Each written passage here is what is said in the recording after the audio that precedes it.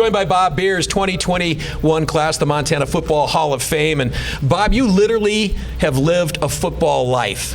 48 years, player, coach, scout. Not many people can say all those things. And when I talk about a football life, nearly 50 years involved in the sport you love. Yeah, it was great. It was a great run, and like they say now, Bob, you're all through. You were all state, now you're all through.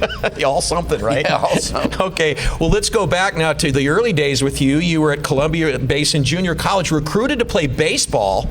Right. And your buddies talked you into like, hey, you might want to take a swing at this football thing. Well, it might be the baseball coaches talked me into swinging for football because I couldn't hit the curve or the fastball and I couldn't catch. But yeah, coaches decided I should play football. Maybe a good choice, and obviously a great decision to go to 1967. Jack Swarthout brings you over to Montana, and you become the first ever first-team All-American in Grizz football history. Yeah, they made a mistake.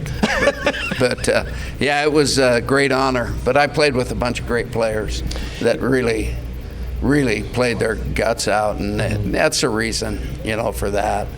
This is the part that was hard for me to believe. That team you were on was 7-3, first winning season at Montana in 18 years. And when I read that, I didn't believe it because you don't think of Grizz in terms of not winning football games. Right. But it was true. Your team went 7-3 that year. Yeah, we had a great time. It was a lot of fun. Our first game, I believe, we were in North Dakota, and then we played here in Billings. And when we flew on Johnson aircraft, which was, now they would call it fly-by-night. Yeah. But they were great pilots, they flew the smoke jumpers. Yeah.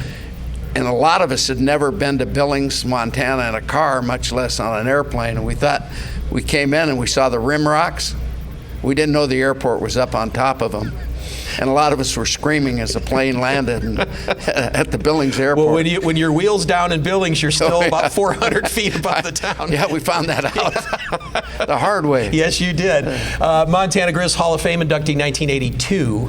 Right. And then from there, comes the Odyssey, right? So you become an assistant coach, a high school coach. You're out in Oregon. You were on Don Reed's staff for 5 years. And so that period of time for you, certainly interesting and different. Yeah, it was a great time. Don Reed, was a great mentor and a great football coach. And I think, one of the fondest memories was guys I was coaching with, Bill Smith, Jerome Sowers, Robin Pflugrad, Tommy Lee, and Don Reed. And we had more fun those 5 years I was there, and just had great camaraderie and chemistry on that coaching staff. And, that's the thing about football. You can have a lot of great talent, but if you don't have chemistry, you've got a problem. Like who gets the last word, right? That's right. It's not the assistant coach. Nope. That's why you get to the locker room first. You either fix the blame or take the credit. There you go. That's the one thing Jack Elway told me. Well, let's talk about Jack Elway, and that's a good transition for us because Jack Elway was with the Denver Broncos.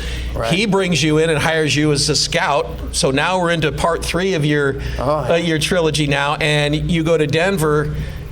And that experience must have been incredible as a scout because in that time, that was when Denver had the back-to-back Super Bowl wins. Yeah, I see one of those big rocks on your hand. Yeah, that was exciting. It was an exciting time because, I'd never done that before. I'd done it in the World League when we were in the World League, and we had to do our own personnel. So I was kind of the head of our personnel in Frankfurt there, and so I had some experience at it. But when I got to Denver, Hugh Davidson was there, Jerry Fry, the old Oregon coach. Hugh Davidson had been at Montana, and he was in the Colorado Hall of Fame, and he was the West Coast scout, and they taught me. They took me under their wing, and Jack was there, of course, and they taught me how to scout and what to look for. I think the first scouting season, I went out and rejected everybody. And they said, hold it. That doesn't work this way. No, somebody's got to play.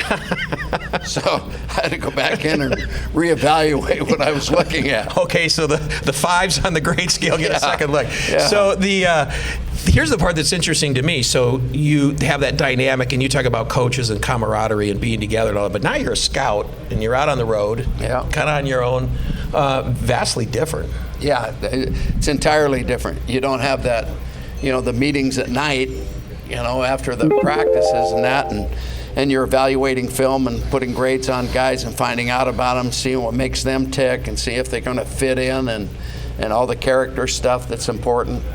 And then it was a whole different dynamic of football.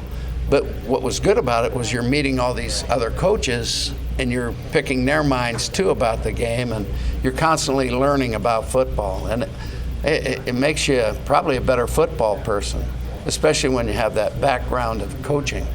Yeah, what a career, and congratulations. I appreciate it. For tonight. Well, Bob Beers, yes, joining the 2021 Montana Football Hall of Fame class.